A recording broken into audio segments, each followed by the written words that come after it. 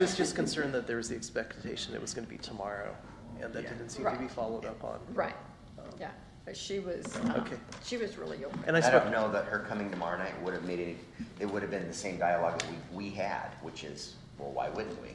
You know, and so, but what does, and then further Then down. what does that mean? Exactly, that's the Yeah, next what step. does that mean?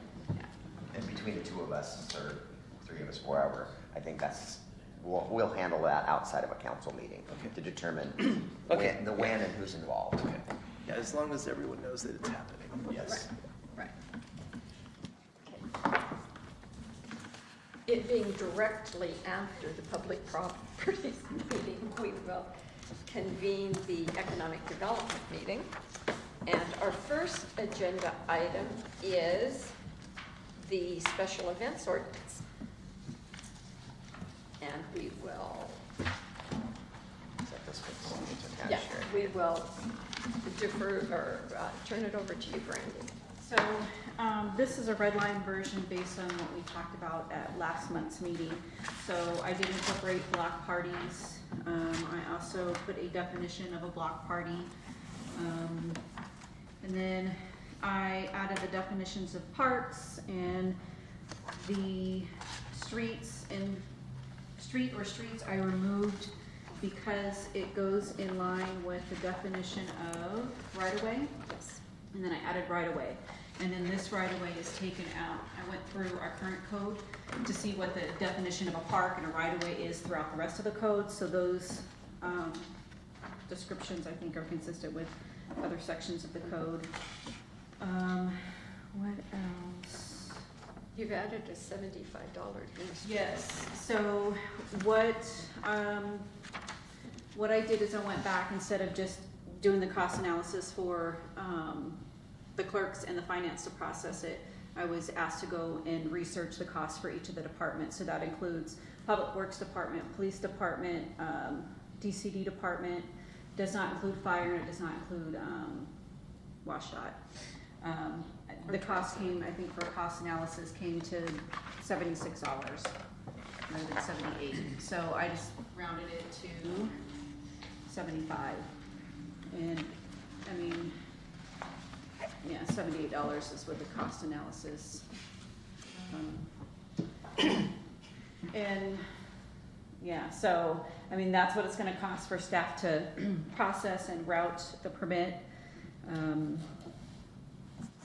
The more complicated the event is, the more staff time it's going to take, but the more routine the event is, the less time it would take staff. So I think the only thing, and I don't know if it's in here, do we have a time frame that we recommend that people submit their applications like 2 weeks before their No, event? 60 days. Oh, it is Yeah, 60 days. 60 Okay. It's, yeah, currently there isn't a process. And I guess if Good. inside of 60 days, because we get so many that are Okay. rush, At the should last there be minute. a higher fee? Ah. Yes, For the, the emergency surcharge. if they're closing the state right away, so there's only a handful of events, we need 45 days. There's no question. We can't submit after that because we have to seek permission from the state. And I would probably say 85% of these permits come in routinely. The ones that we get are the last minute, walk for water type of thing. They just don't use the city's right away. I mean, excuse me, they don't ask any for closures. There's no Carnival assistance. does it, Yes. they do it to us. Yeah, so to assess a late fee, Well, it's a your established events or your larger events go through a process, and they're going to do this within, outside of the 60 days.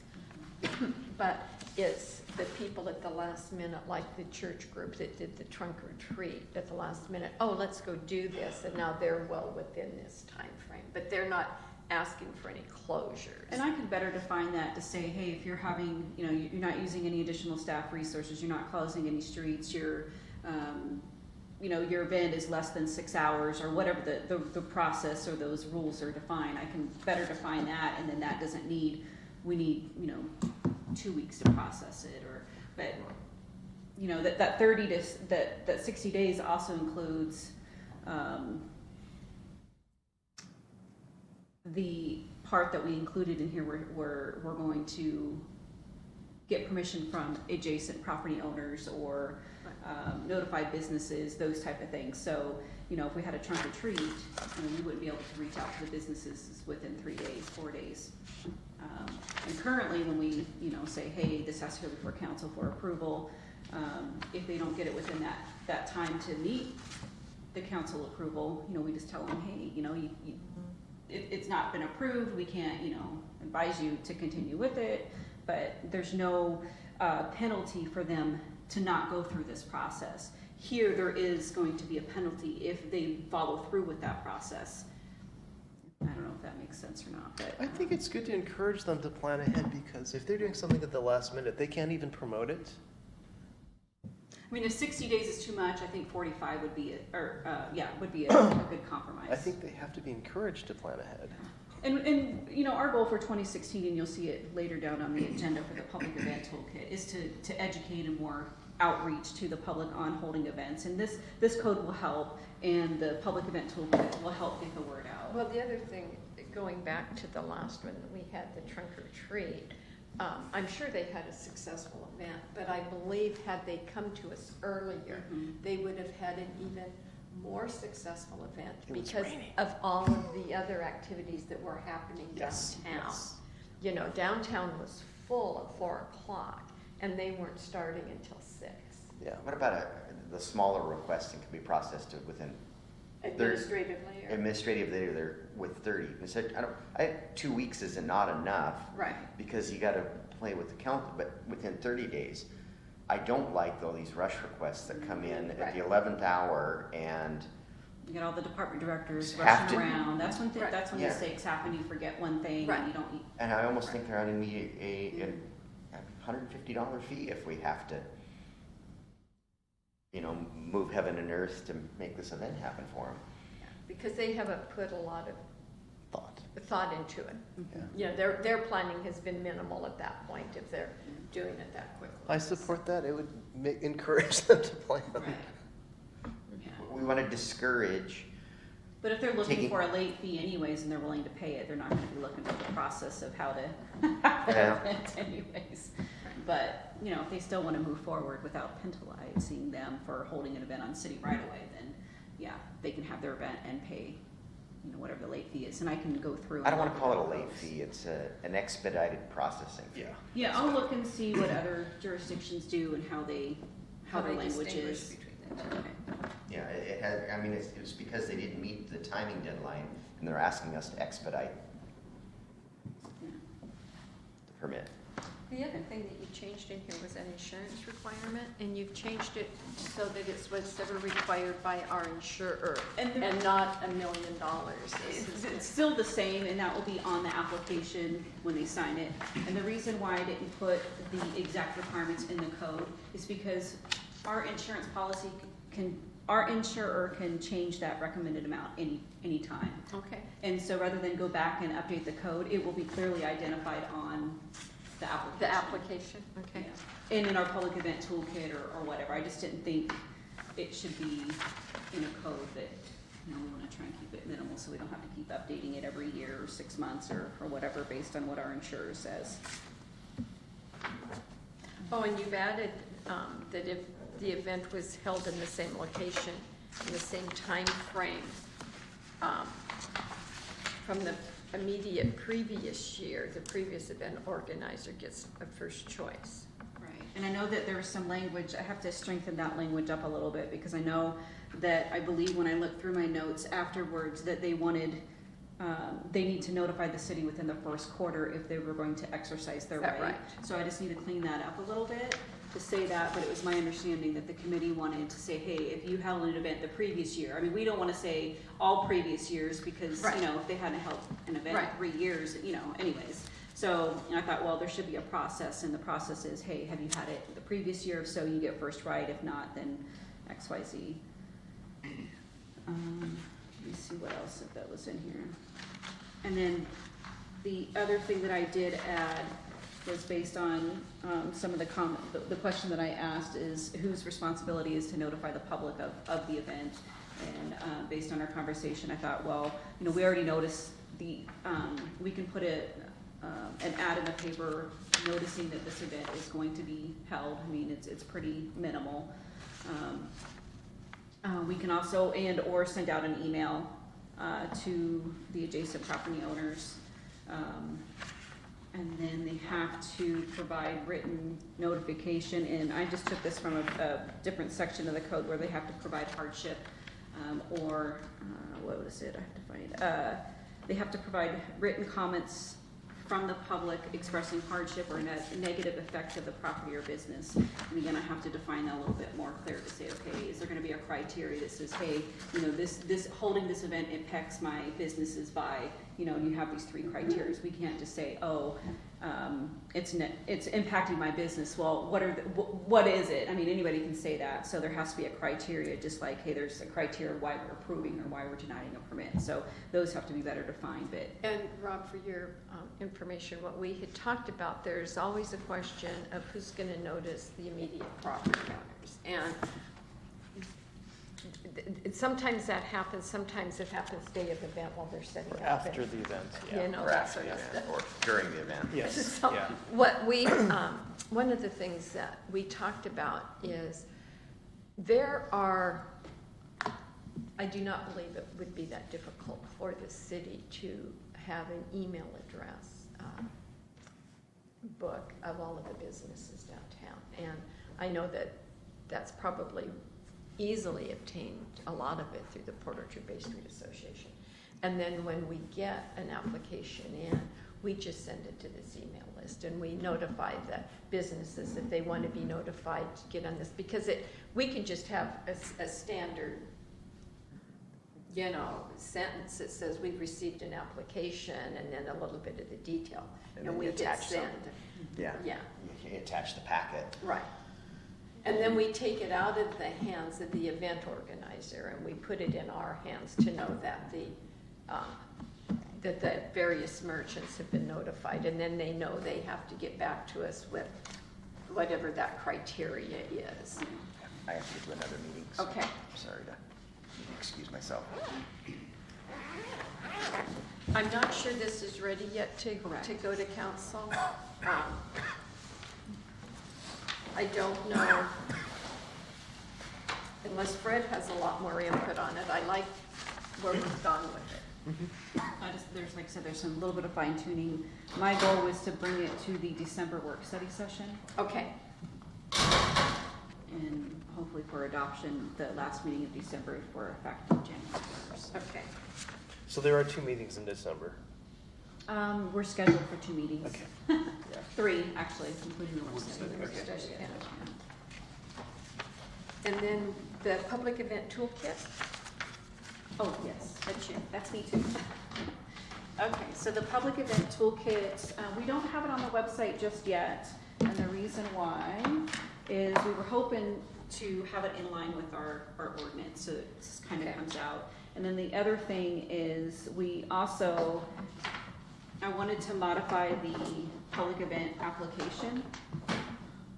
And so, you know, this is kind of what it looks like right now. To me, it's just a little overwhelming. So what we did is, I kind of went through other applications, and I think it's gonna be a little bit easier, just kind of has a little summary of what you need to do. It has some check boxes here that says, hey, if you check these, it's gonna trigger other departments to say, oh, you need to do X, Y, Z, and then we also define the type of use that they're looking for, because depending on the use is gonna trigger other departments to comment. So I think it's a little bit more, Streamlined. yeah, it's more, it's, there's a User lot of. friendly. Yeah.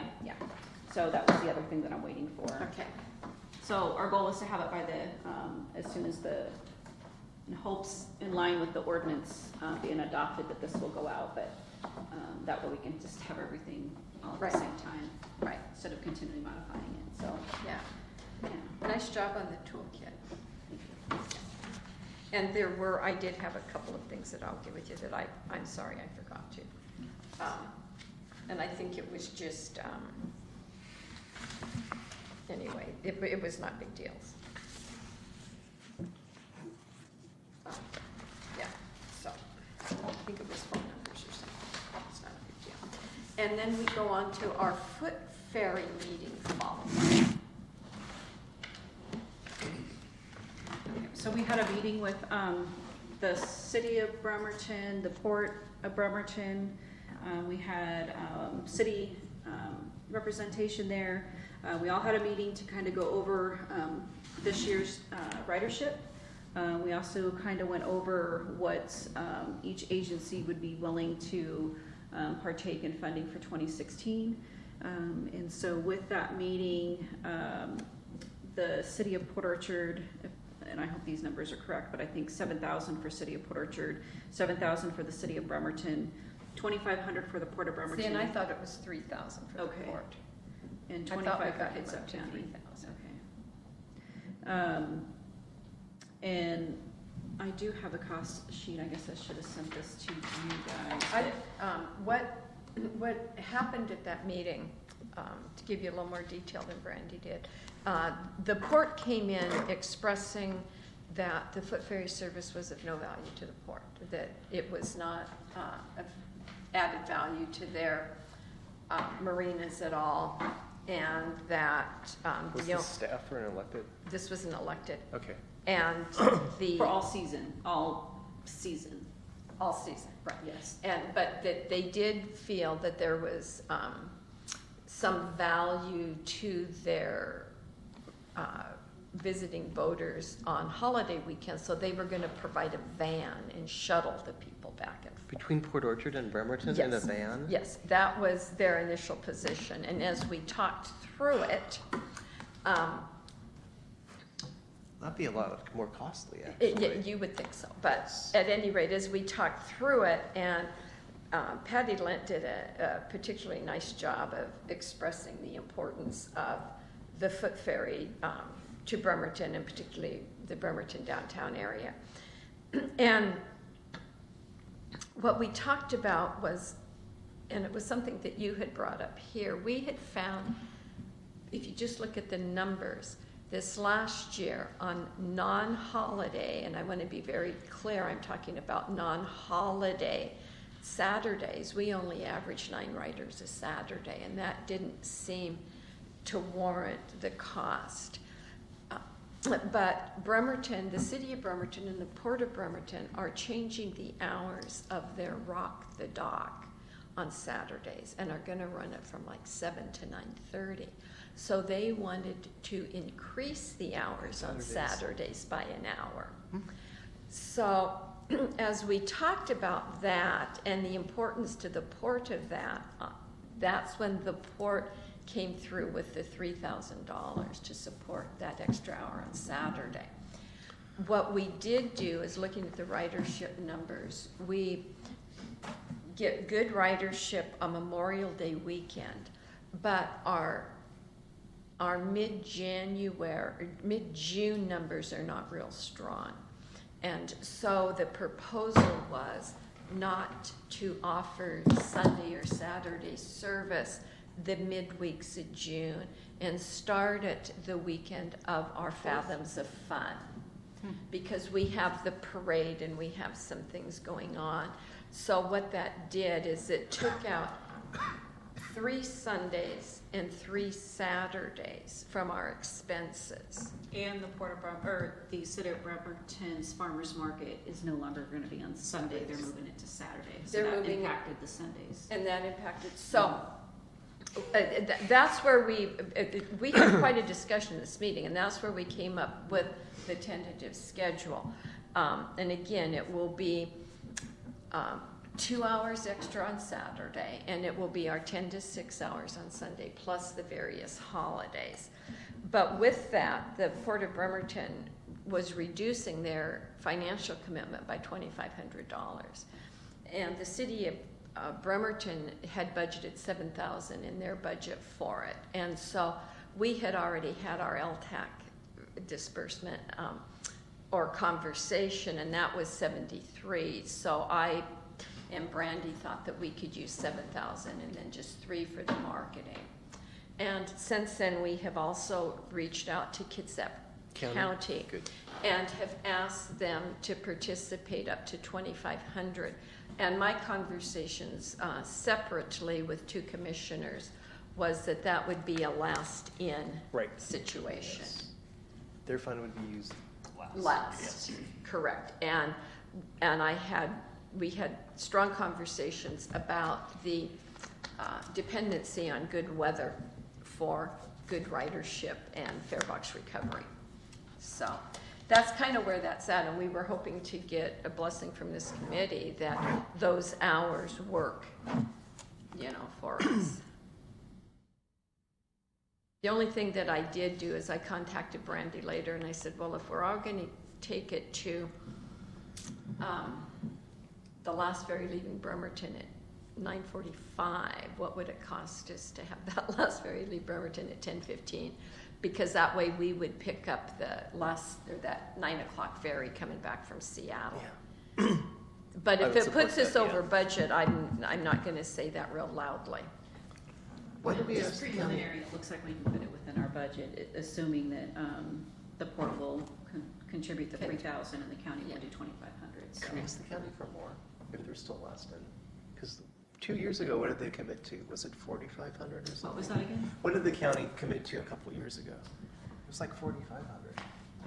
But they wanted to be last in, and that wasn't clear then. Well, we can discuss it with them Yeah. if it, I mean, if they're last in. Yeah, I what think they- it was about that. Yeah, it was a little higher than 2,500. it was 4,000. Okay. Yeah, I think it was about that, yeah. I don't have that with me, but yeah. No, I think that's good. I think it would be great if we can specify the dates, like it's obviously Memorial Day, and then Fathoms is late June.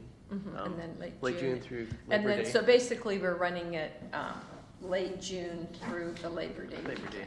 weekend. Mhm. Yeah, so that's that one. And then, our next agenda item is UGA boundaries. And I wanted this committee to have, before we get into our study, something from Nick discussing, the first alternative is our current UGA as it stands right now. And this is from the document that went out on Friday, right? This is from Yeah. Friday's Okay, document. good.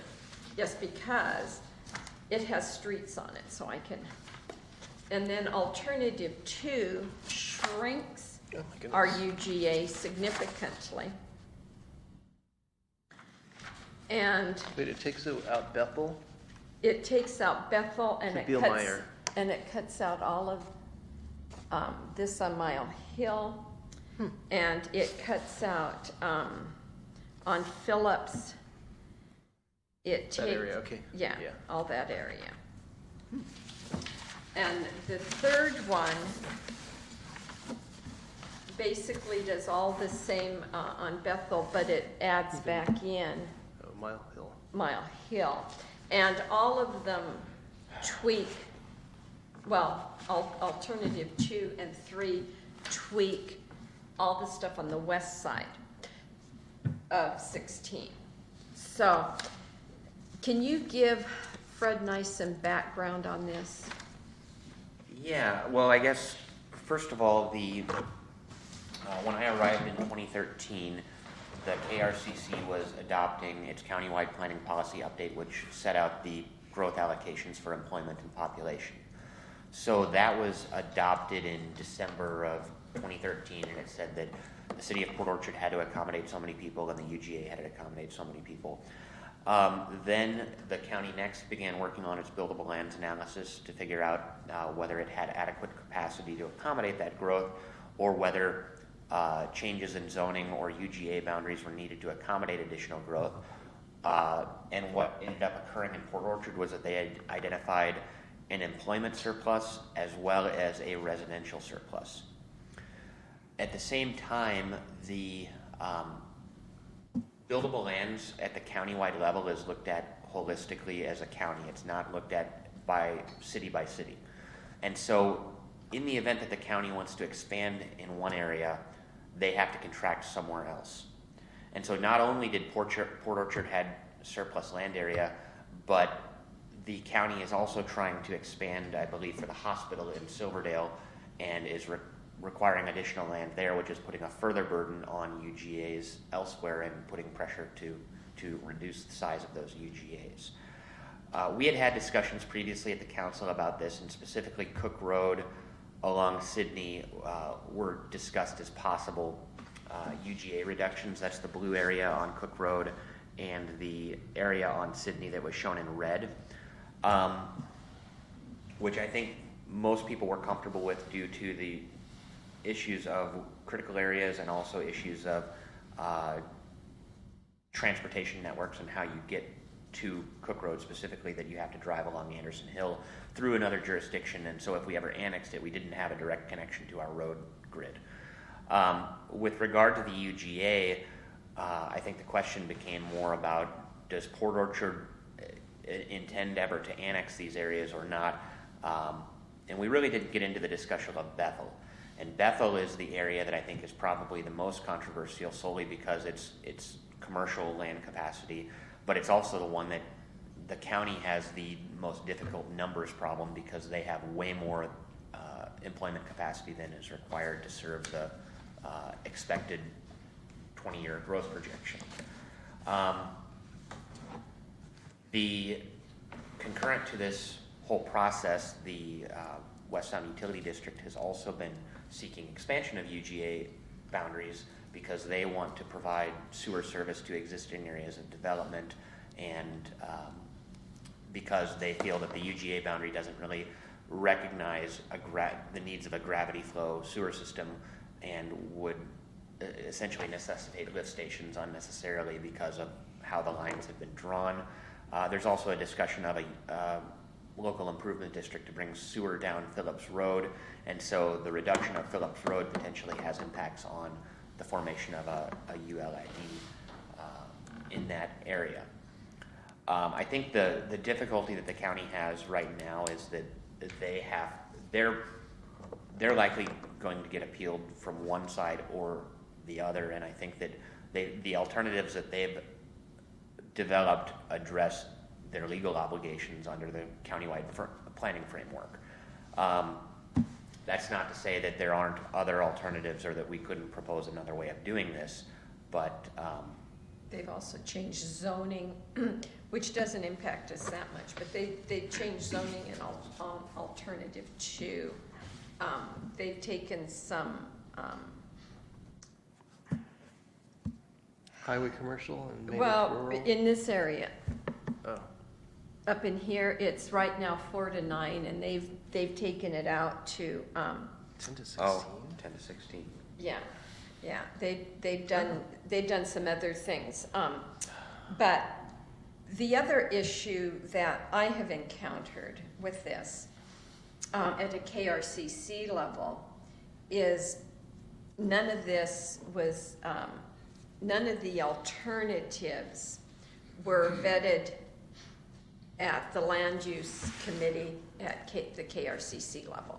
So we have some jurisdictions within KRCC, including Port Orchard, that Had no input? just got these. I mean, the electeds just got them. And that didn't necessarily make all of the electeds very happy. They felt there should have been more of a process. So that's one issue over there. There's also the West Sound issue.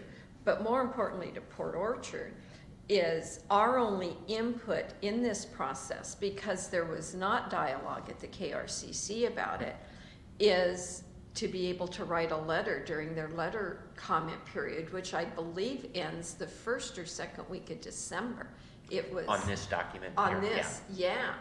Well, on the comprehensive plan, that's what I read in their cover letter, is that you had, so our council has a real limited time to take a look at this and make a decision so that we can write a letter, because I personally don't believe it's up to the planning department at Kitsap County to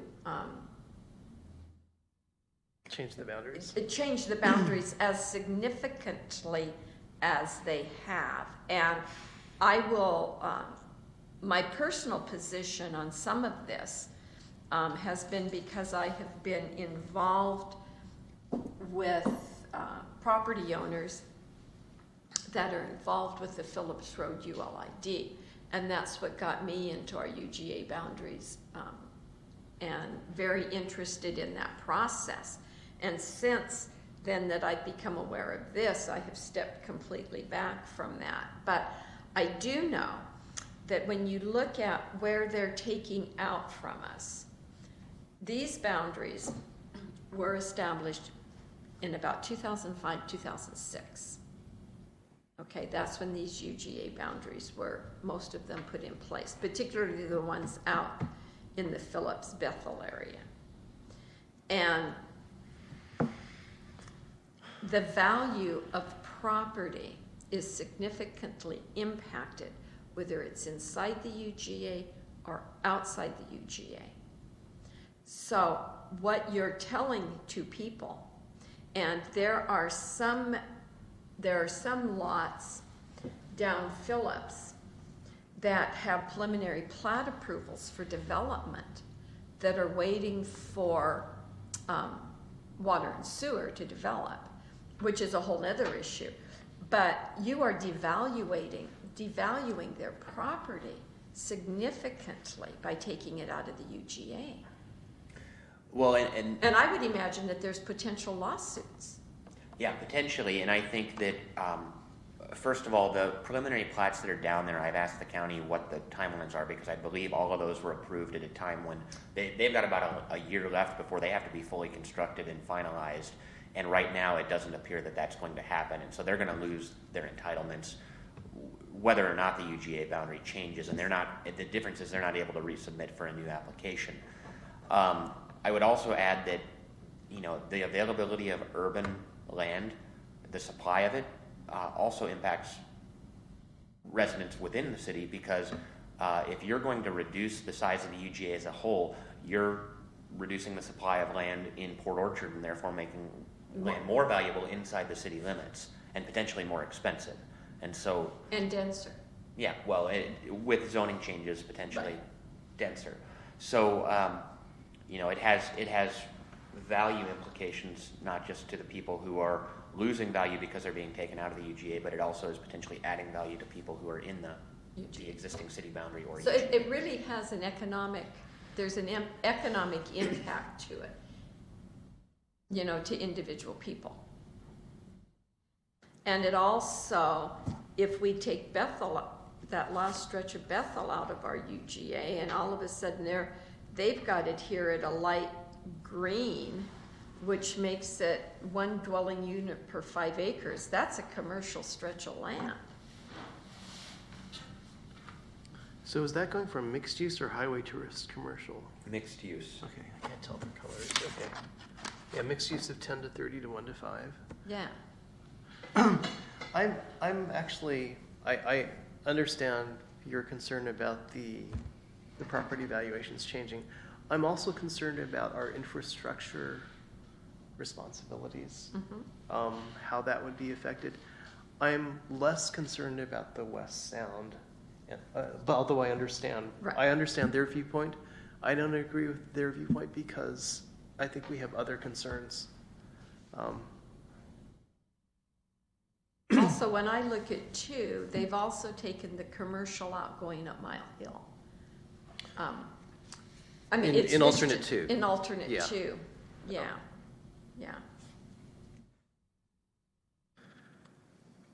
So I guess the only reason I brought it up here is I'm glad you did. we have to think about it.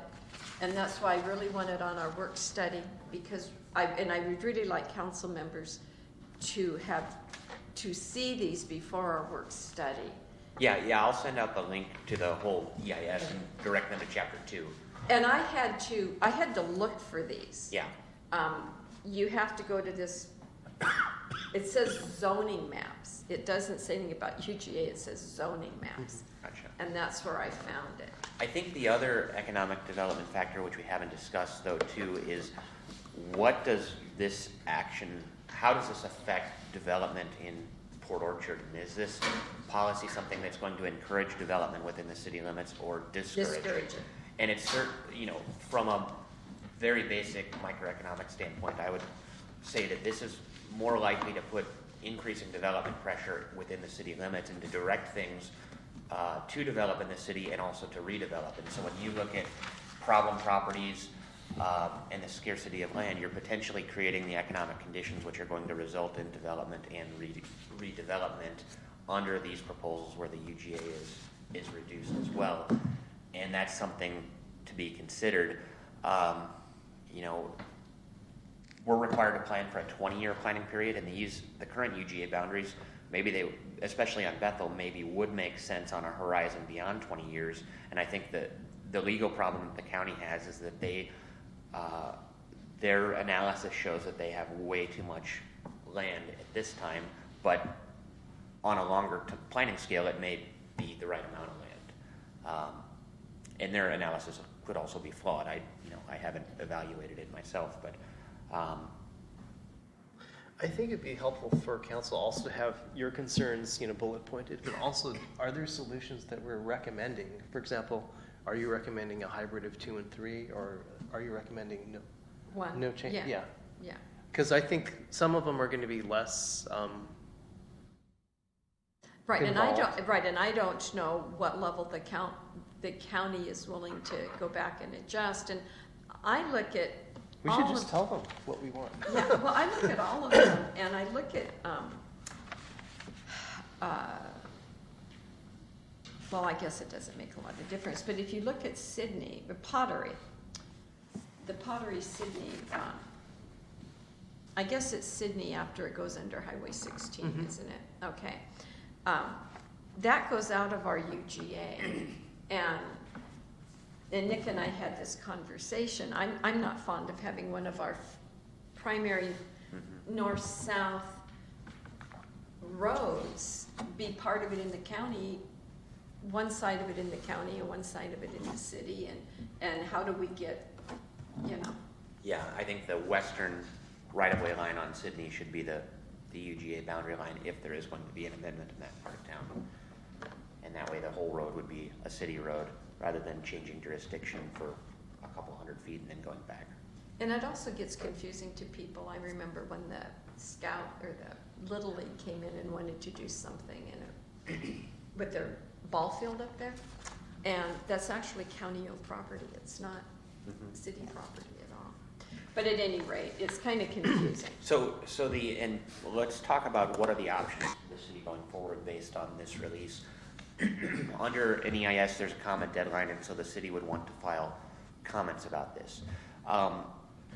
If EISs and the decision that the county ultimately makes are appealable, but you're going to need to have a significant amount of factual basis for any type of appeal that you may want to mount. And so if council is considering appealing any decision that may come of this, and they've developed 3 options and they're going to use those options to inform their ultimate decision, you're potentially in the position of needing outside expertise to evaluate this and provide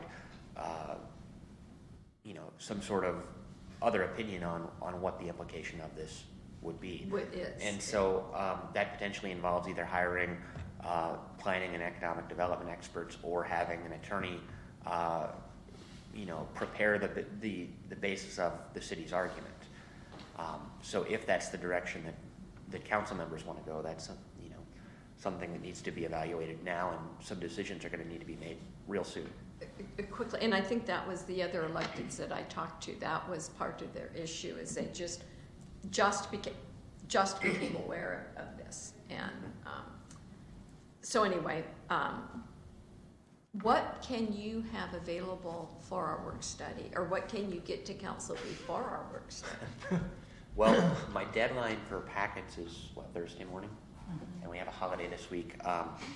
Not a lot. I'm going to send out an email that includes a link and says you need to look at these 3 maps. These are the alternatives that the EIS, which I believe I forget if this is a draft. I think it's a draft EIS still. So the draft EIS is considering these alternatives. We need to talk about how would we modify these alternatives. What are our priorities? Are you willing to go fight this legally if if push comes to shove, and what leg do we have to stand on if we were to file an appeal? And do we need to do outside research? So I can outline those in a staff report and provide this to the council, but beyond that, I'm not able to do a full analysis of this sort of thing. Yeah, no, I appreciate that, but the council needs to know some basic implications. And what you said and what do we want our letter to look like to the county, and then what are we willing to defend or not defend or appeal later? It's disappointing to me, and I happen to agree with some of my colleagues at KRCC that this wasn't vetted a little better in that collaborative land use platform that we have, but it wasn't. Yeah. So Well, and I we're guess just here. that's part of not meeting. Also, I was just gonna say that with the change in the leadership and whatnot, we didn't meet from, I think, May until just last month.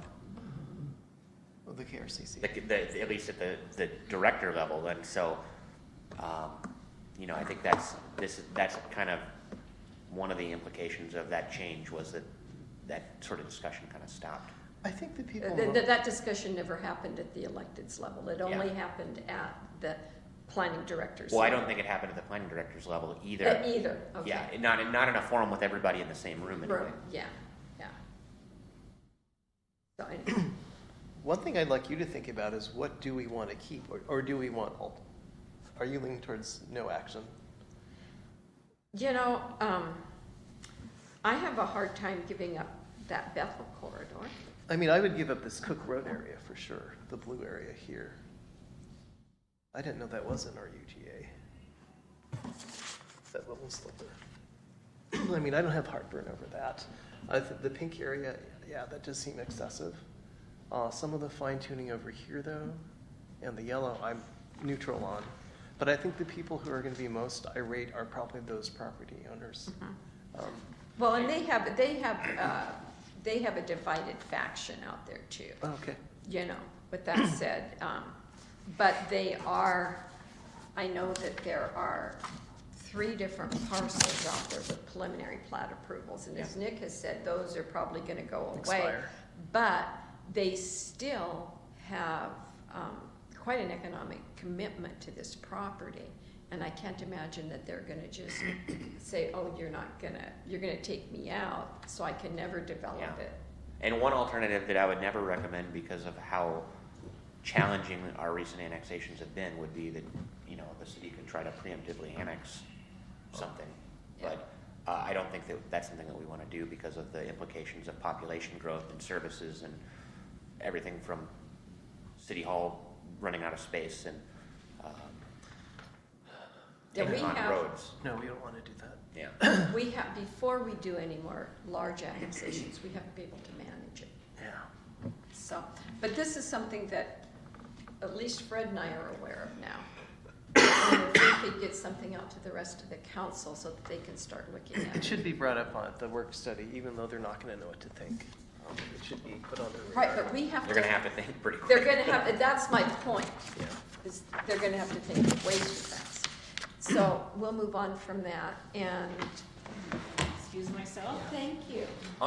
Just on a related note, just Uh-huh. because this is not something that I had planned on bringing forward and it's added to my to-do list. I know we're trying to schedule the special meeting that Councilmember Childs had requested. I still haven't heard back, and you emailed me and we're having trouble with the link, so I'm not sure if others are, but I still haven't heard from 3 others in addition to Fred on scheduling that. But I think we're starting to run into some real Time issues. time issues and just ability to perform work issues on this. If this is going to become a priority, we've expedited the interim ordinances. There's a lot to take on right now.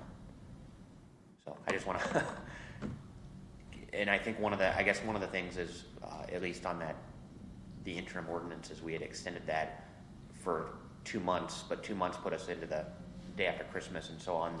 You'll see tomorrow night that there was a staff report recommendation to actually take that into January, and that would be a major help considering this new thing that I have to take on. If I were prioritizing, this has a 30-day time limit on it. And the ordinances we're talking about are strictly at our city's time issue. Mhm. So Would we need to extend those interim ones, though? that's correct, Yeah, I would be for extending them, but I don't know the rest of the council. yeah. Mhm. But we can talk about that perhaps tomorrow Tomorrow. night. I also don't know that everyone has to be at that stakeholder meeting. Yeah, that's a point too. Okay. I'll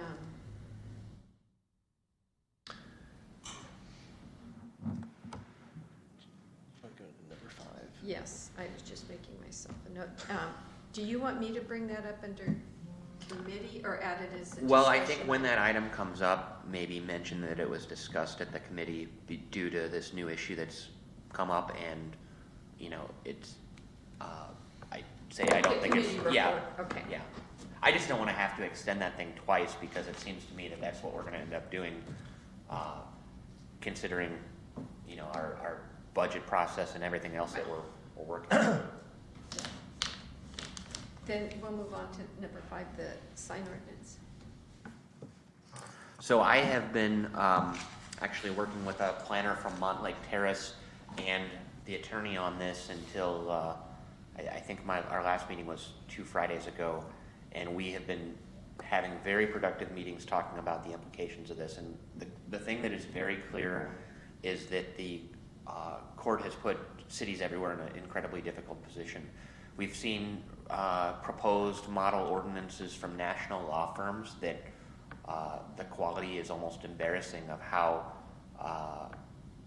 it either doesn't conform to the decision or does very little in the way of creating a functional sign ordinance. And I think the biggest issues that we're encountering are temporary signage, and if you'll recall, I think we've talked about this, but essentially what the case has said is that signs have to be content neutral, meaning if you have to read the sign to determine what regulations apply, the law that the city has passed is unconstitutional and infringes on free speech rights.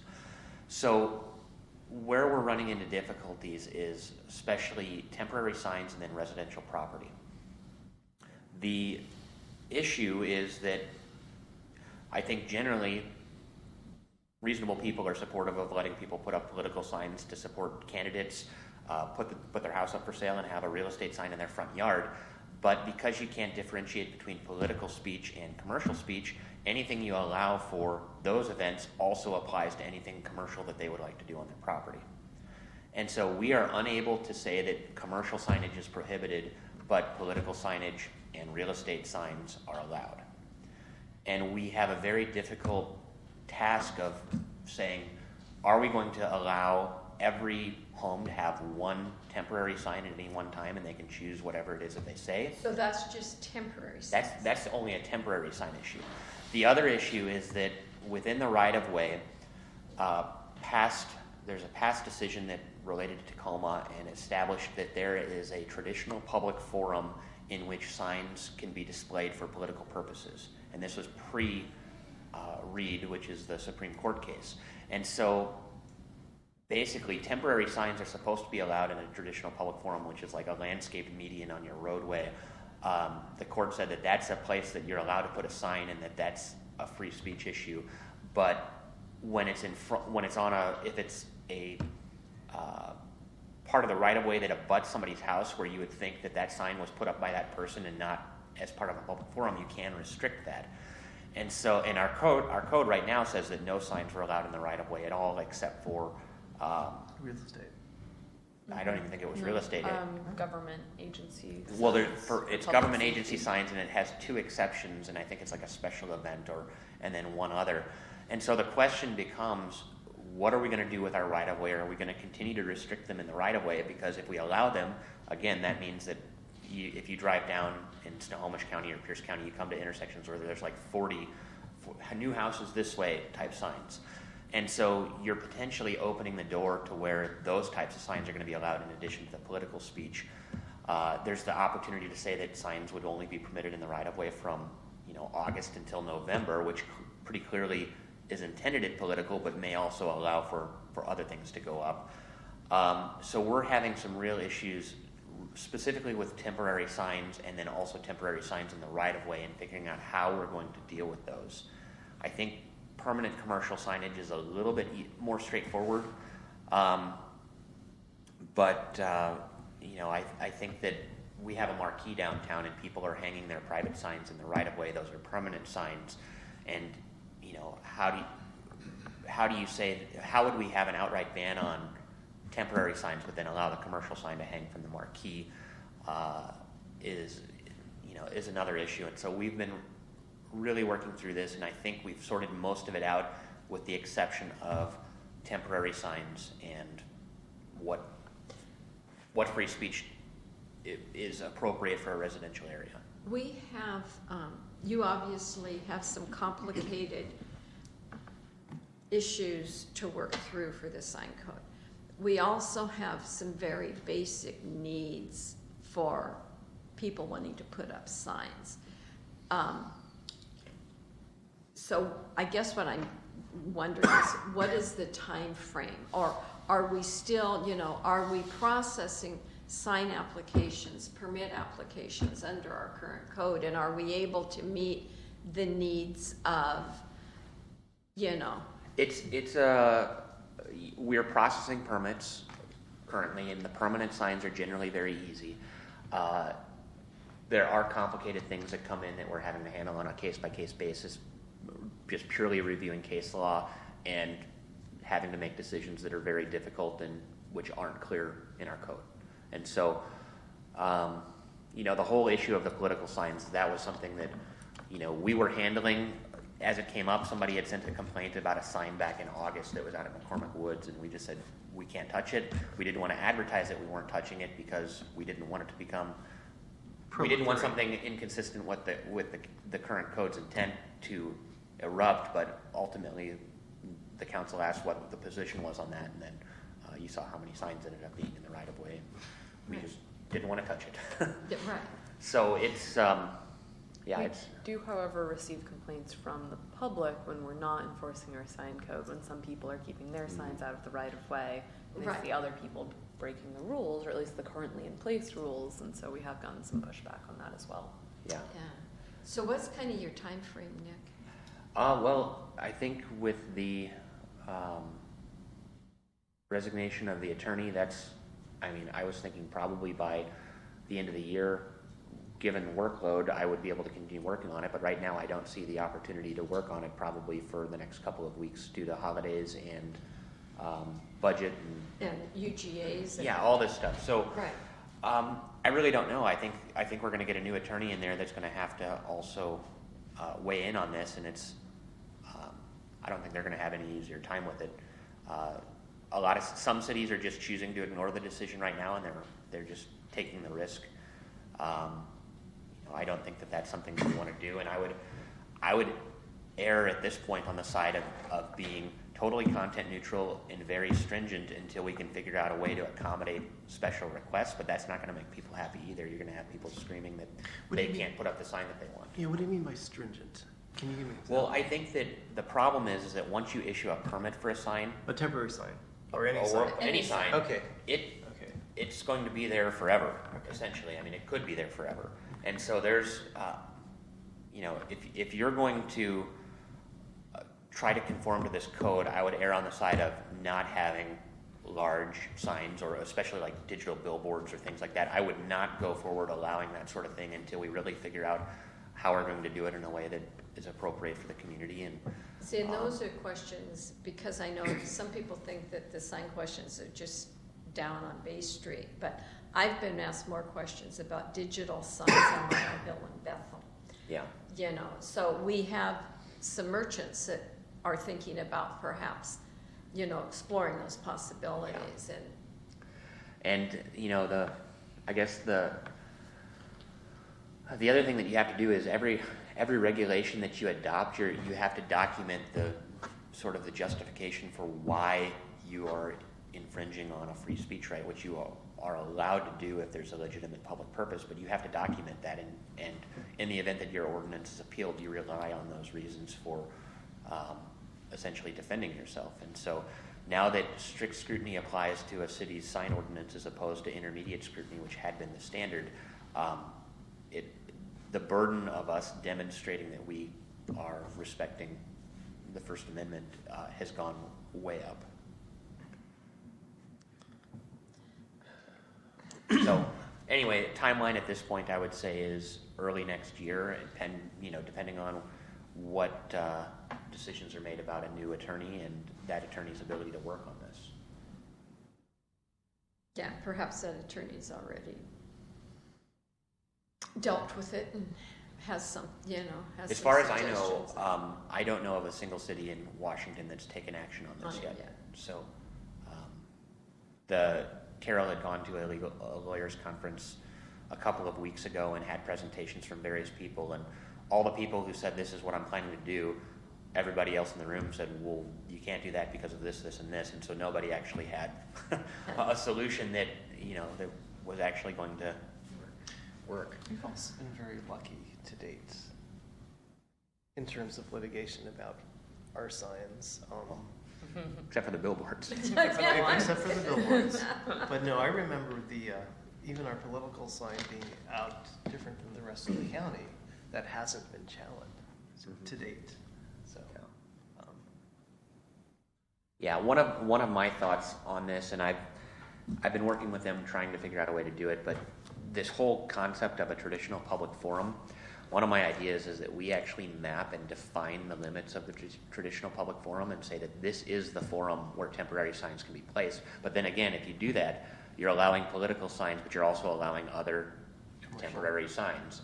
And then I think the other component of this is that you said there's a certain amount of time that they can be placed, and just having the date that it was placed written on there so that our code enforcement can actually go out there and say that this was placed then, it hasn't been removed, I can yank it.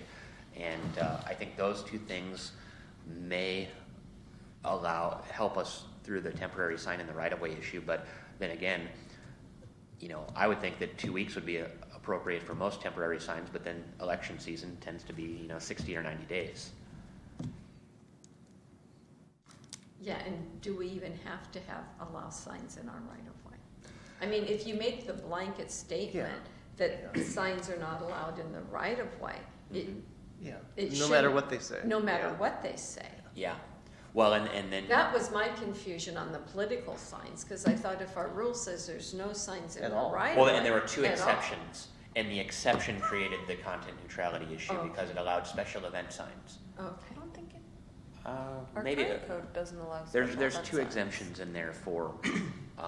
It allows government signage and I think maybe like school district signage or library signage. I'd have to something look like that. again, but anyway, in any event, the attorney did sort of push back and say, well, I'm a little uncomfortable having a total prohibition in the right-of-way due to this other state case, which may or may not correspond with what the federal Supreme Court has now done. And actually, one of the dissenting opinions, I think it was Alito, actually went so far as to say that cities can ban signs in their right-of-way, but it was a concurring separate opinion, and so there were 4 people who signed on to the majority, and then there were 3 other concurring opinions that had other things and had said cities can do this, cities can do that, cities can do that, and I wish a few more people had signed on to the one of the other opinions that actually laid out exactly what a city could and couldn't do. Save your money, forget the signs. Yeah. But basically, you have some heavy lifting to do on that, and it will be early next year before we have something coming forward. Mm-hmm. And the next issue, a couple of these things that I put on the agenda is just again to kind of wrap up what we've done for the year so that the committee has something to hand off to the next committee. But so the sidewalk usage, the last time what I'm remembering is we were talking with somebody at the state level. Mm-hmm. Yeah, and so what we've received is they have determined that because the Bay Street right-of-way was platted and dedicated prior to statehood, that the state isn't the one who administers or collects rent on it. However, it appears that the city still is required to collect fair market rent for the use of its right-of-way, and so I think the good news is that at least in that area, the state is sort of out of the question The on sidewalk permission. use. Okay. But on other areas, we're going to have to evaluate requests on a case-by-case basis to figure out whether the state acquired the right-of-way or whether it was platted to the city prior to the creation of a state highway. So it's kind of a mess. I think the right-of-way use permit proposal that we have, which we were planning on having by the end of the year, should address this, but and would allow it. But we're going to have to actually still we're required to get fair market value for the use of the right-of-way when we let somebody use it. I think the good news is that the marquee is okay because that's our structure. As far as other furniture and things like that in the right-of-way, some of the benches that are downtown are privately owned. It would probably be a lot better if the city actually had its own program and owned the benches and things that are in the right-of-way, because then there's no issue of fair market value. It's just that the city has placed a bench in a particular location, and same with the planters and things like that. If we own that stuff, We do own the planters. yeah, I think we do. Yeah, we own the planters. But anything that gets placed there, but if you're having sidewalk tables for a cafe or something, Right. there still needs to be some process with the city, but fortunately, at least on that part of Bay Street, I think the state doesn't need to be included, is what the last email that I've received. Okay, so then that sounds like it's going to be an easier process. We've done all that historic stuff. Yeah. We know where we're at, and we can come up with a process and a permit application. Yeah. And we can look at maybe somehow with LTAC money buying benches for downtown. Yeah, I don't know. So I think the way the right-of-way ordinance needs to be set up, the right-of-way use ordinance, is that on Bay Street from this point to this point, you can get a right-of-way use permit, and on any other non-state highway, you can get a right-of-way use permit, and let's not even open it to, I don't think we Anything want it else, on Mile right. Hill or Right. those other streets, because it's not the same type of environment, and Right. it's just going to create a bunch of work. Okay. So I'm glad to know that we may have a solution on that soon. And then I had put on there our permit report. You have just printed something. It seemed to me that when we got SmartGov, you were going to be able to just create a report for us. Yeah, I wasn't sure exactly what we wanted on this particular Yeah. thing, but I'll be preparing an end of the year permit totals report here in the near future. So, yeah, I sent one out I think in July. I'll update that and get it out here as soon as I can. I can let you know that at least we have had several things scheduled for hearing examiner. We've had 2 hearing examiner hearings in the last month and a half, and we have 2 pending subdivisions that have yet to be scheduled yet that are going to be a little bit more complex. And I think Probably next year. is there something other than the 2 subdivisions going to the hearing examiner right now, or is it everything else is yet to come in yet this far? I know I've got one going to the hearing examiner probably in Overland. January, and Stephanie's got one probably in January too. Okay. Yeah, so we're still moving forward on those. Those are the really big permits, and then everything else has been pretty steady. How's our backlog on permits, or what's our turnaround time on? Depends on the permit. I'm not sure where we're at on plan review. I know John's been out for the last week. I think we're still around 4 to 6 weeks, but I think it has quieted down noticeably in the last week or 2 because of the rainy season. Because of the season, okay. And then our comp plan update? Right now, we had hoped to be assembling a draft. Our consultants on the water, sewer, storm elements are a little bit behind, and so we're kind of waiting for those documents to be brought into the vision, land use, housing, economic development element, and then the parks element, which we're doing in-house. We're working on. So at this point, I think that we're going to be able to get a draft out probably closer to the first of the year. but of course, having lost our intern, I have put a supplemental request in for a long-range planner, and that's something that I think is going to be needed if we're going to finish that project by the deadline, based on the current volume. However, if permit volumes drop off, or if the impact fee passes and that just kills development in the city or something, that could reduce permit volume. But right now, I think that I think we're going to have a really hard time getting that done by the June deadline.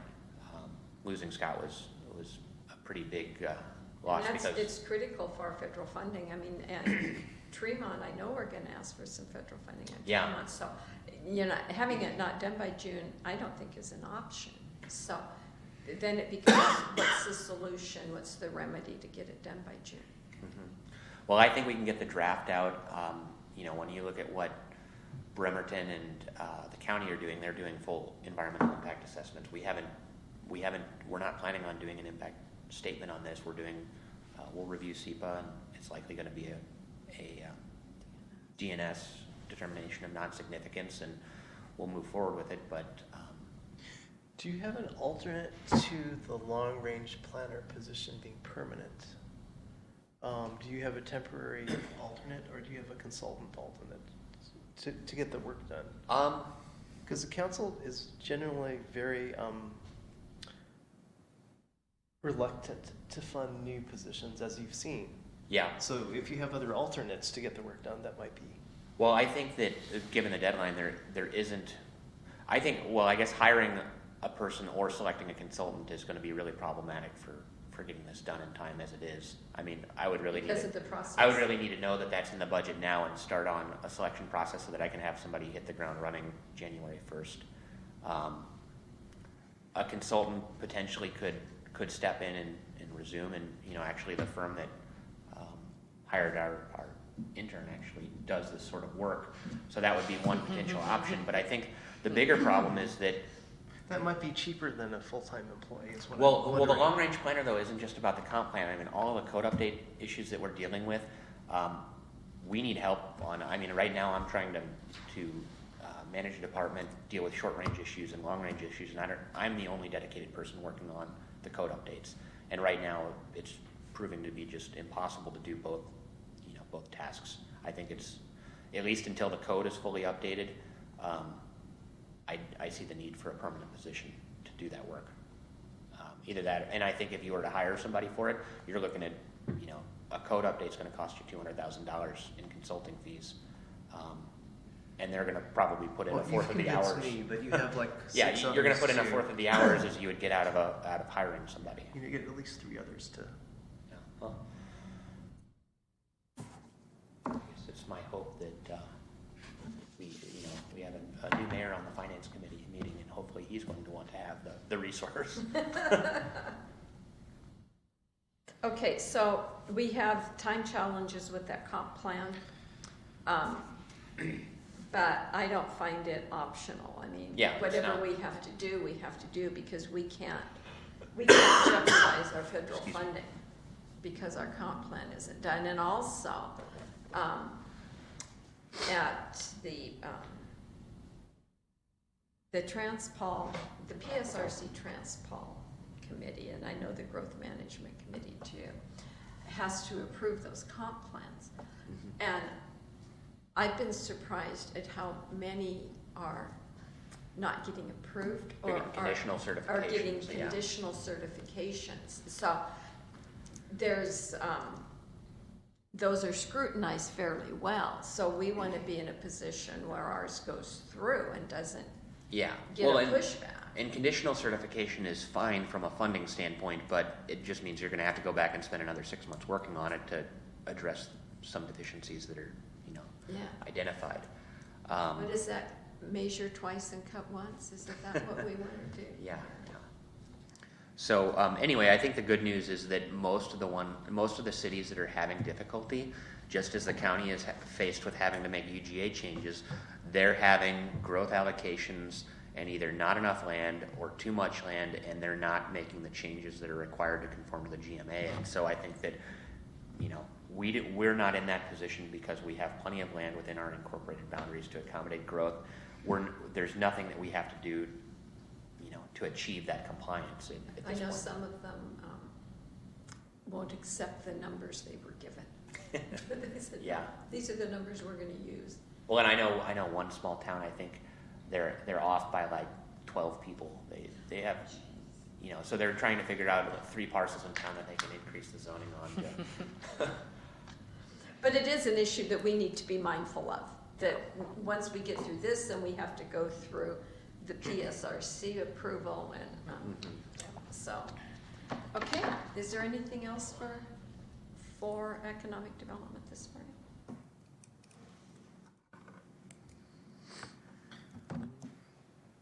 I think so. And next month, again, I would like to, on both public properties and economic development, do kind of a wrap up, and so that we'll have a report or something to hand off to the new members of the committee so they know what we've been working on and the status of them. And let them know that we just didn't spin our wheels all day, which it feels like sometimes. But we did make progress on the sidewalks, and we did allowing them to get their benches out there. And So what date is our next meeting? Because I know, well, I guess I was thinking Monday was the 1st of December, but it's Tuesday. So the 14th of December, I think, is okay. the next date. Good. Thank you. And with that, we'll